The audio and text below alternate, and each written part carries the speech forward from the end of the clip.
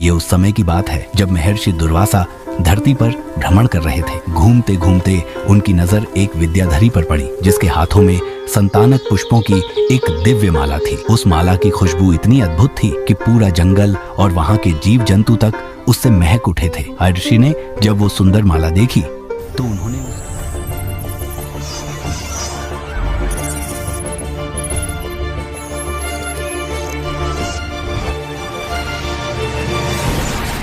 उसे मांग लिया। बड़ी बड़ी आंखों वाली पतली सी उस सुंदरी ने आदर से झुककर महर्षि को प्रणाम किया और वो माला उन्हें दे दी। दुर्वासा ऋषि ने वह माला अपने सिर पर पहन ली और फिर से धरती पर घूमने लगे। इसी दौरान उन्होंने देखा कि स्वर्ग के राजा इंद्रदेव ऐरावत हाथी पर सवार होकर देवताओं के साथ आ रहे हैं। इंद्र को देखकर दुर्वासा मुनि ने अपनी माला उतारी जो कि मतवाले भौंडरों की गुंजन से गूंज रही थी और उसे इंद्रदेव की ओर फेंक दिया। इंद्र ने वो माला पकड़ी और उसे अपने ऐरावत हाथी के सिर पर सजा दी। उस पल ऐरावत ऐसा लग रहा था मानो कैलाश पर्वत की चोटी पर माँ गंगा विराज रही हो, लेकिन हुआ कुछ और ही। हाथी मस्त था और माला की सुगंध से आकर्षित होकर उसने उसे सूंघा और फिर जमीन पर फेंक दिया। ये देखकर महर्षि दुर्वासा का गुस्सा 7वें आसमान पर पहुंच गया। उन्होंने इंद्रदेव की ओर देखा और क्रोध से भरकर बोले, अरे ओ इंद्र, तू ऐश्वर्य के घमंड में इतना अंधा हो गया है कि तुझे कुछ दिख ही नहीं रहा। तू बड़ा ही अभिमानी निकला। मैंने तुझे जो माला दी, जो सुंदरता और शक्ति की प्रतीक थी,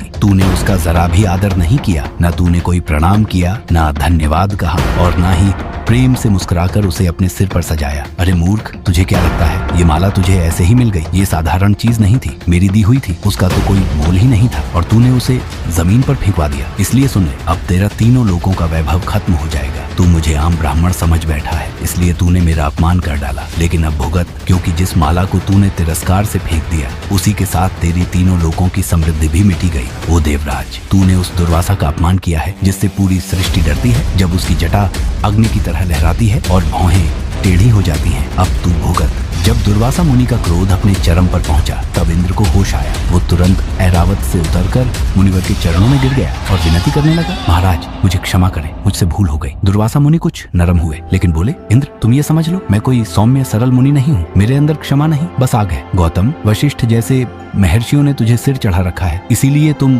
खुद को बहुत बड़ा समझ बैठे हो। लेकिन मैं दुर्वासा हूँ, मुझ में क्षमा नहीं, सिर्फ तपा हुआ तेज है। आज तुमने मेरी भी अवहेलना कर डाली और अब रो रहे हो। क्या तुम नहीं जानते कि त्रिलोक में मेरी लहराती जटाओं और गुस्से से भरी भौहों को देखकर सब कांपते हैं? अब बार बार ये माफ कर दो का ढोंग मत कर। मैं तुझे क्षमा नहीं कर सकता। इतना कहकर दुर्वासा मुनि वहां से चले गए और इंद्र भी भारी मन से ऐरावत पर चढ़कर अमरावती की ओर लौट गया। हे श्रोतागणों, बस तभी से इंद्र और देवताओं के साथ साथ तीनों लोग, देवलोक, मृत्युलोक और पाताल, अपनी समृद्धि खोने लगे। पेड़ पौधे मुरझा गए, यज्ञ रुक गए, तपस्वियों ने तप करना छोड़ दिया, लोगों ने धर्म दान पुण्य से मुंह मोड़ लिया। हर तरफ बस लालच, मोह और अहंकार फैल गया। सत्य, पवित्रता और शक्ति लुप्त हो गया और जहाँ सत्य नहीं होता वहाँ लक्ष्मी भी नहीं टिकती और जहाँ लक्ष्मी नहीं वहाँ गुण भी नहीं टिकते।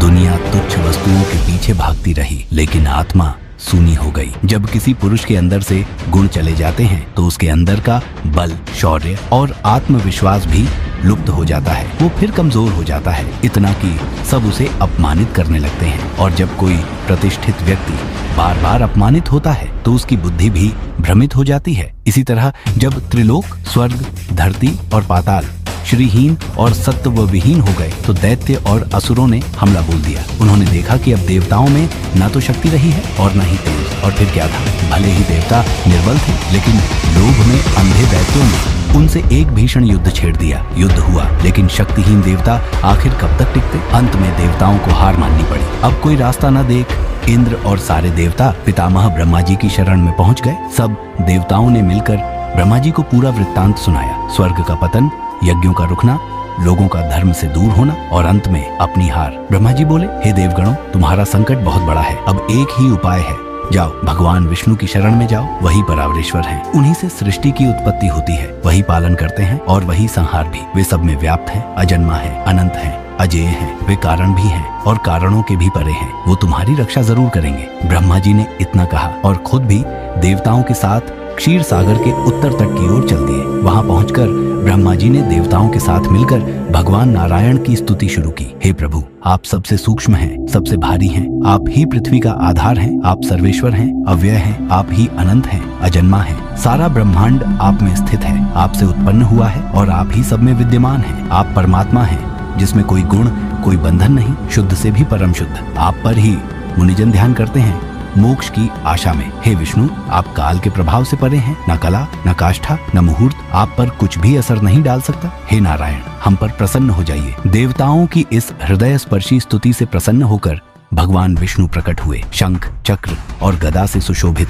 तेजस्वी, दिव्य स्वरूप, उत्कृष्ट तेज का सागर। जब पितामह ब्रह्मा और समस्त देवताओं ने उनकी यह अनुपम मूर्ति देखी तो सभी ने अत्यंत श्रद्धा से प्रणाम किया, विनम्र होकर स्तुति करने लगे। तब मेघ जैसी गंभीर आवाज में भगवान विष्णु ने अपनी वाणी से उनके हृदय की बात जानकर उत्तर दिया। हे ब्रह्मा जी और समस्त देवताओं, कृपया पूरी सावधानी और एकाग्रता से मेरी बातों को ध्यान पूर्वक सुनिए। यह समय अत्यंत विचारशीलता और धैर्य से कार्य करने का है। मैं जो कुछ कह रहा हूँ वह आप सभी के कल्याण के लिए है। इस समय असुरों पर काल की विशेष कृपा है, उनका समय अनुकूल चल रहा है, इसलिए जब तक आपका शुभ समय नहीं आता आप उनसे शांतिपूर्वक संधि कर लें। कभी कभी बड़ा कार्य करने के लिए शत्रुओं से भी मित्रता करनी पड़ती है। यह संसार की नीति है कि कार्य सिद्धि के लिए समय के अनुसार व्यवहार करना पड़ता है, और हाँ, जब कार्य सिद्ध हो जाए तब सांप और चूहे की नीति अपनाई जा सकती है, अर्थात जैसे जरूरत हो वैसा व्यवहार हो सकता है। अब देर करना उचित नहीं। आप लोग शीघ्रता से अमृत प्राप्त करने का प्रयास कीजिए, क्योंकि अमृत वह दिव्य वस्तु है जिसे पी लेने से मृत्यु का भय समाप्त हो जाता है। इसके लिए सबसे पहले आप लोग क्षीर सागर में सभी प्रकार की घास, लताएं, तिनके और औषधियां डाल दीजिए। फिर मंदराचल पर्वत को मथानी के रूप में और वासुकी नाग को रस्सी बनाकर मेरी सहायता से समुद्र का मंथन प्रारंभ कीजिए। हे देवताओं, आप सब निश्चिंत रहे। दैत्य बहुत परिश्रम करेंगे, परंतु फल आप सभी को मिलेगा। यदि असुर कुछ भी मांगे तो आप उन्हें शांत भाव से वह सब दे दीजिए। विवाद से कुछ नहीं होता, शांति से सभी कार्य पूर्ण होते हैं। मंथन करते समय सबसे पहले समुद्र से कालकूट विष निकलेगा, उससे भयभीत मत होना। और ध्यान रखिए, किसी भी वस्तु के प्रति लालच मत करना। वास्तव में तो किसी भी चीज की इच्छा नहीं करनी चाहिए, लेकिन यदि कोई इच्छा हो और वह पूर्ण न हो तब भी क्रोध करने से बचना चाहिए। इस प्रकार भगवान श्री हरि ने देवताओं को उचित मार्गदर्शन दिया और फिर वहां से अंतर्धान हो गए। वे सर्वशक्तिमान, सर्वस्वतंत्र और लीला विलासी हैं। उनकी योजनाओं और लीलाओं का रहस्य कौन जान सकता है। भगवान के वहां से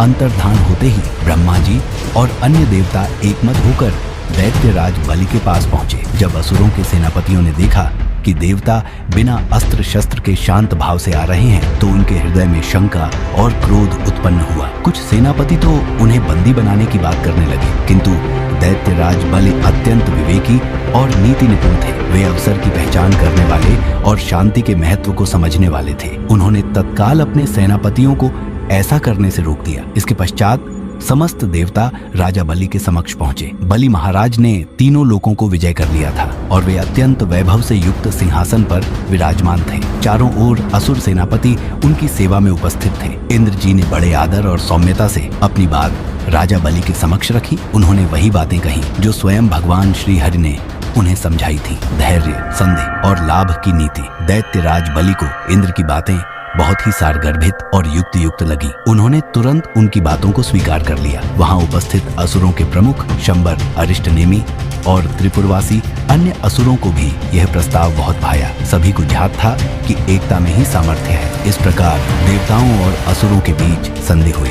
शत्रु अब मित्र बन गए, एक बहुत ही बड़े कार्य के लिए। अब देवता और दैत्य दोनों पक्ष मिलकर अमृत मंथन के लिए पूरी निष्ठा और लग्न से तैयारियों में जुट गए। सबसे पहले उन्होंने अपनी सम्मिलित शक्ति से महान और दिव्य पर्वत मंदराचल को मंथन का संकल्प लिया। ये वही पर्वत था जिसे समुद्र मंथन की मथानी के रूप में प्रयोग किया जाना था। देवता और असुरों ने नागराज वासुकी से जाकर निवेदन किया, हे नागराज, आप भी हमारे इस कार्य में सहभागी बनिए। मंथन में जो भी अमृत निकलेगा उसमें आपका भी भाग होगा। वासुकी नाग इस प्रस्ताव से प्रसन्न हुए और वे भी इस महान कार्य में सम्मिलित हो गए। इसके बाद वासुकी नाग को रस्सी की भांति मंदराचल पर्वत के चारों ओर लपेटा गया और समस्त देवता तथा असुर बड़े उत्साह और उल्लास से समुद्र मंथन के लिए प्रस्तुत हो गए। भगवान श्री हरि स्वयं वासुकी के मुख की ओर जा खड़े हुए उन्हें देखकर देवता भी उधर ही एकत्र हो गए, लेकिन असुर सेनापति इससे क्रोधित हो उठे। वे बोले, यह क्या अन्याय है? सांप की पूंछ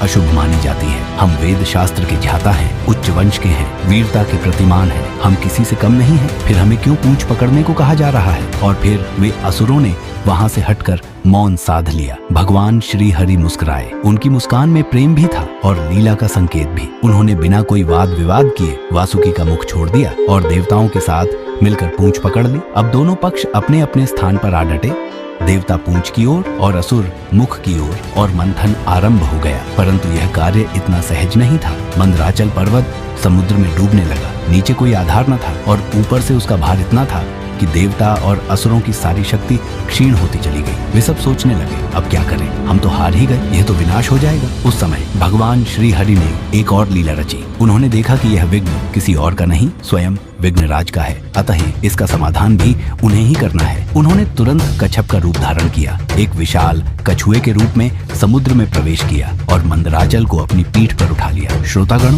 उनकी पीठ जम्बूद्वीप के समान 1,00,000 योजन लंबी थी। इतनी विशाल, इतनी स्थिर, इतनी दिव्य कि अब पर्वत को आधार मिल गया। अब देवता और असुर फिर से तैयार हो गए। मंदराचल घूमने लगा और भगवान की पीठ पर उसका घूमना ऐसा प्रतीत हो रहा था मानो कोई उनकी पीठ खुजा रहा हो। लेकिन इतना ही नहीं, भगवान श्री हरि ने अब देवताओं और असुरों दोनों के मध्य प्रवेश किया। असुरों के मध्य वे असुर रूप में, देवताओं के मध्य देव रूप में और वासुकी नाग में निद्रा के रूप में प्रविष्ट हो गए। उन्हीं की कृपा से सब में शक्ति और उत्साह का संचार हुआ। पर्वत के ऊपर भी वे स्वयं सहस्रबाहु रूप में स्थित हो गए, अपने असंख्य भुजाओं से पर्वत को स्थिर करते हुए। उसी समय ब्रह्मा जी, शंकर जी, इंद्र और अन्य देवगण आकाश से उनकी स्तुति करने लगे। उनके ऊपर आकाश से पुष्पों की वर्षा होने लगी। पूरा ब्रह्मांड उस दिव्य क्षण का साक्षी बन गया। समुद्र मंथन की प्रक्रिया जैसे जैसे आगे बढ़ने लगी, वैसे वैसे उसमें अनेक अद्भुत और विस्मयकारी चीजें प्रकट होने लगी। समुद्र मंथन से पहले अमृत का कोई संकेत नहीं था, परंतु जैसे ही मंथन के परिणाम स्वरूप और भी दिव्य पदार्थ उभरने लगे, वैसे ही कालकूट विष भी बाहर आया। यह विष इतना प्रचंड था कि उसकी महाकालात्मक गंध से पूरा आकाश आक्रांत हो गया। समुद्र का जल भी जैसे उस विष के प्रभाव से उबालने लगा। सभी देवता और असुर इस विष को देखकर भयभीत हो उठे। वे एक दूसरे से पूछने लगे, यह क्या है? इस विष को कैसे नष्ट किया जाए? देवता और असुर दोनों इस विष के भय से कांप रहे थे, क्योंकि वह विष न केवल जीवन के लिए खतरे का कारण था, बल्कि यह ब्रह्मांड के संहार का कारण भी बन सकता था। सभी देवताओं के हृदय में चिंता की लहर दौड़ गई, परंतु तभी सबकी निगाहें भगवान शंकर पर जा पड़ी। भगवान शंकर ने यह देखा कि यह विष ब्रह्मांड की संजीवनी शक्ति को नष्ट करने की क्षमता रखता है और अगर इसे तुरंत रोका न गया तो सृष्टि का संहार हो जाएगा। भगवान शंकर ने अपने परम तपस्वी रूप में एक गहरी सांस ली और बड़े संतुलन के साथ कहा, यह विष न केवल देवताओं के लिए बल्कि समग्र सृष्टि के लिए भी संकट है। यदि हम इसे न रोकें तो यह सब कुछ नष्ट कर देगा। मैं इसे पी लूंगा। ये सुनकर सभी देवता और असुर हैरान रह गए। वे समझ गए कि इस महान संकट से उबरने के लिए केवल भगवान शंकर की ही शक्ति है। सभी ने भगवान की भक्ति में सिर झुका दिया। भगवान शंकर ने बिना कोई हिचकिचाहट के उस कालकूट विष को ग्रहण किया और जैसे ही उन्होंने उस विष को पी लिया, उसका परिणाम तुरंत सामने आया। उनके गले में वह विष समा गया। वह विष भगवान शंकर के गले में रुक गया, जिससे उनका गला नीला हो गया। इस कारण उनका नीलकंठ नाम पड़ा। लेकिन भगवान ने इस विष के प्रभाव से न केवल अपने शरीर को बचाया, बल्कि उन्होंने सृष्टि की सुरक्षा भी की। वह विष जैसे ही भगवान के शरीर में समा गया, सब देवता और असुर उन्हें निहारते हुए उनकी महानता को प्रणाम करने लगे। हे भगवान शंकर, आप सच्चे रक्षक हैं। आप ही हमें जीवन देते हैं और आप ही हमारे संकटों को हरते हैं। ये नारे आकाश में गूंजने लगे। भगवान शंकर ने उस विष को पीने के बाद भी न केवल अपने शरीर को सुरक्षित रखा, बल्कि उन्होंने अपने दिव्य गुण से सृष्टि को संकटों से बचाया। इसके बाद समुद्र मंथन से अमृत प्राप्त हुआ। जैसे ही अमृत समुद्र मंथन से उभरकर ऊपर आया, सभी देवता और असुर उसकी ओर बढ़ने लगे। लेकिन अमृत के वितरण के समय एक बड़ी घटना घटी। देवताओं और असुरों के मध्य अमृत को लेकर संघर्ष हुआ। असुरों ने अमृत को देवताओं से पहले प्राप्त करने के लिए अपनी सारी शक्ति लगा दी। तब भगवान श्री हरि ने अपना रूप प्रकट किया। वे मोहिनी रूप में प्रकट हुए ताकि अमृत को सही प्रकार से बांटा जा सके। भगवान की मोहिनी रूप में उपस्थिति ने सभी को मंत्रमुग्ध कर दिया। वे अत्यंत सुंदर, आकर्षक और अपूर्व रूप में दिख रहे थे। उनकी सुंदरता और आभा ने सभी के हृदयों में मोह पैदा कर दिया। भगवान मोहिनी ने अमृत का वितरण बड़े कुशलता से किया और असुरों को उनके लालच से दूर कर दिया। उन्होंने देवताओं को अमृत दिया और असुरों को कुछ भी नहीं मिलने दिया। असुरों ने इस पर विरोध किया, लेकिन भगवान मोहिनी ने उनका सब्र और संयम बनाए रखा। इस प्रकार भगवान श्री हरि ने देवताओं की रक्षा की और असुरों को उनके अपने कर्मों का फल भोगने के लिए छोड़ दिया। आखिरकार समुद्र मंथन की सफलता ने हमें यह भी सिखाया कि अगर हम सब मिलकर एकता और परस्पर सम्मान से काम करें तो हमें जीवन में कोई भी बाधा पार नहीं कर सकती। भारत में एकमात्र ऐसा मंदिर है जो भगवान विष्णु के कच्छप अवतार यानी कूर्म अवतार को समर्पित है। जी हाँ, ये है श्री कूर्मनाथ मंदिर, जो आंध्र प्रदेश के श्रीकाकुलम जिले के श्री कूर्मम नामक गांव में स्थित है। ये कोई साधारण मंदिर नहीं है। कहा जाता है कि यह मंदिर हजारों साल पुराना है और इसकी स्थापना स्वयं भगवान विष्णु के आदेश पर हुई थी। इस जगह की सबसे खास बात है यहाँ की मूर्ति। श्री कूर्मनाथ जी की जो मूर्ति यहाँ स्थापित है वो किसी आम पत्थर से नहीं बनी, बल्कि वह स्वयं भू मानी जाती है, यानी धरती से स्वतः प्रकट हुई है। इस मंदिर की वास्तुकला भी उतनी ही रहस्यमयी है। जहाँ उत्तर भारत के मंदिर ऊंचे शिखरों वाले होते हैं और दक्षिण के मंदिरों में पिरामिड जैसी छत होती है, वहीं श्री कूर्मनाथ मंदिर इन दोनों का मेल है। इसकी छत एक द्रविड़ विमान की तरह है, लेकिन उसमें छुपी है कलिंग शैली की गहराई। और तो और यहाँ हर साल माघ पूर्णिमा के दिन एक विशाल मेला लगता है, जहाँ लाखों श्रद्धालु दूर दूर से आते हैं, भगवान के दर्शन करते हैं और अपने पापों का प्रायश्चित करते हैं। ऐसी मान्यता है कि जो भक्त यहाँ आकर सच्चे मन से प्रार्थना करता है, उसके जीवन की हर बाधा समाप्त हो जाती है। श्री कूर्मम सिर्फ एक तीर्थ नहीं, ये एक अनुभूति है, एक ऐसी जगह जहाँ इतिहास, आस्था और रहस्य तीनों एक साथ जीवित हैं। तो अगली बार जब आप भगवान विष्णु के किसी अवतार की बात करें तो श्री कूर्मनाथ मंदिर की यह कहानी जरूर याद रखें, क्योंकि ये मंदिर सिर्फ एक संरचना नहीं, ये भगवान की मौजूदगी का जीवंत प्रमाण है।